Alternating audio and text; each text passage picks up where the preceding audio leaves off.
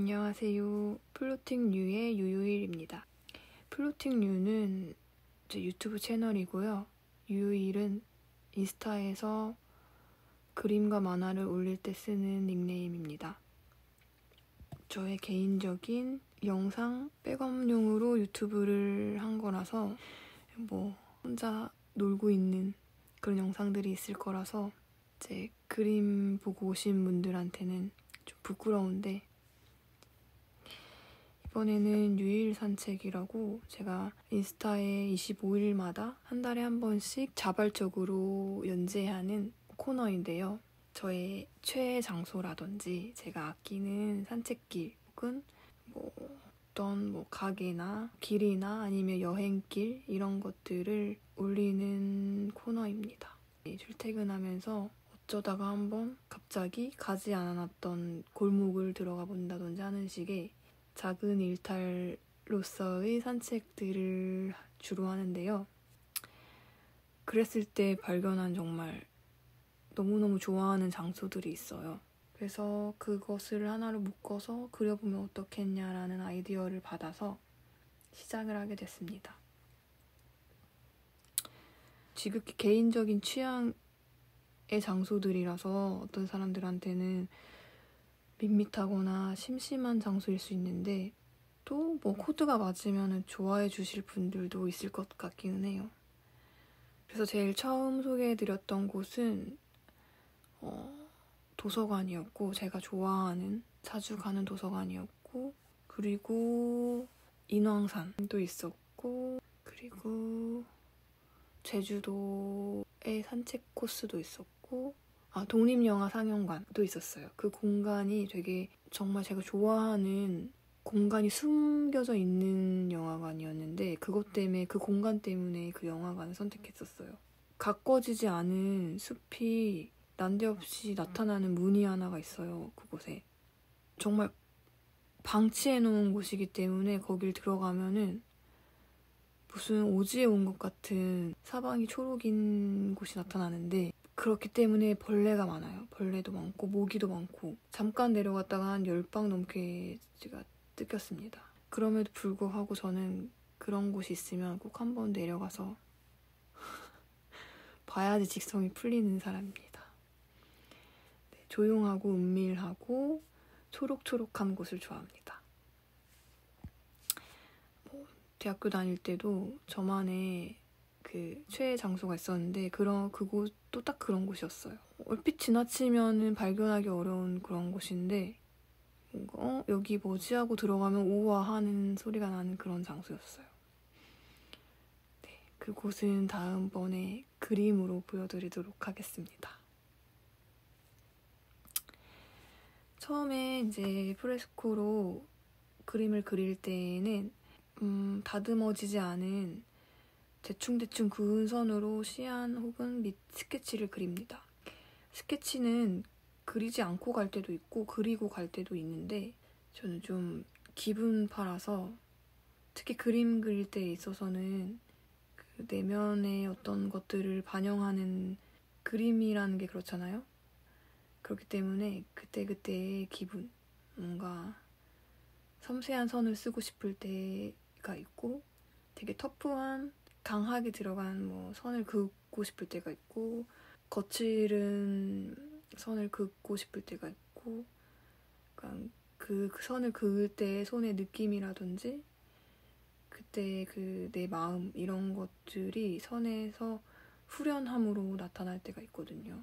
긋고 싶은 선을 그으면서 완성되는 그림을 다 그리고 난 후에 그 뿌듯함이라든지, 어쨌든 그런 것들의 충족을 위해서도 그림을 그리기 때문에 그때그때 다르답니다.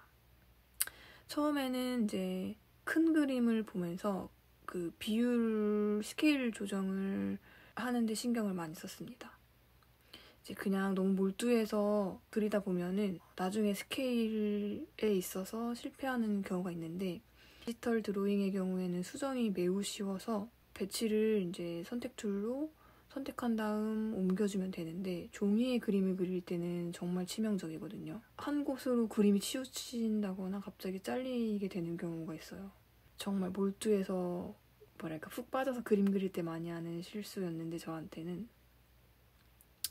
그 후부터 나중에는 대략적으로 배치를 처음에 잡고 들어가게 되는 습관을 가지게 되었는데 어쨌든 이제 이건 손그림이 아니기 때문에 매우 쉽습니다. 배치 어디서부터 어디까지 그릴 것인지를 신경 써서 그렸습니다. 이제 집 한 채를 그린다는 게 그 안에 작은 디테일들이 있는데 그 작은 디테일들도 깨지지 않게 그리기 위해서 그리다 보니까 이제 또 큰 그림을 그리게 되었네요. 스케치의 경우에는 뭐 어디에 뭐가 있는지만 알면은 되는 정도여서 스케치에는 큰 공을 들이지 않습니다. 그 스케치조차 예쁘게 그리는 분들이 계신데 선도 정말 곱게 쓰시고 천천히 가지런히 그리는 분들이 계신데 저는 진짜 발로 그린 것 같이 개발 그립니다. 클라이언트 분들께 드리는 시안도 그런 스케치 시안이어서 조금 민망할 때가 있어요. 이거 알아보실까? 네. 근데 대신 그런 개발한 선들이 많은 가능성을 내포하는 선이기 때문에 거기서 어떤 확실한 선을 그어버리면은 그 선은 확정이 돼버린단 말이에요. 그 선이 마음에 들면 그 가능성은 없어지는 거죠. 그래서 시안 단계에서는 조금 그 가능성을 열어두는 편입니다, 저는. 이렇게 큰 구도를 넣은 건물 그림이라든지 배경 같은 그림에는 투시도를 무시할 순 없으니까 어느 정도 소실점을 잡고 그리긴 하는데 그게 예전에는 제가 너무 강박적으로 사진과 정말 똑같이 그리려고 했었는데 그게 완성하고 나면 오히려 더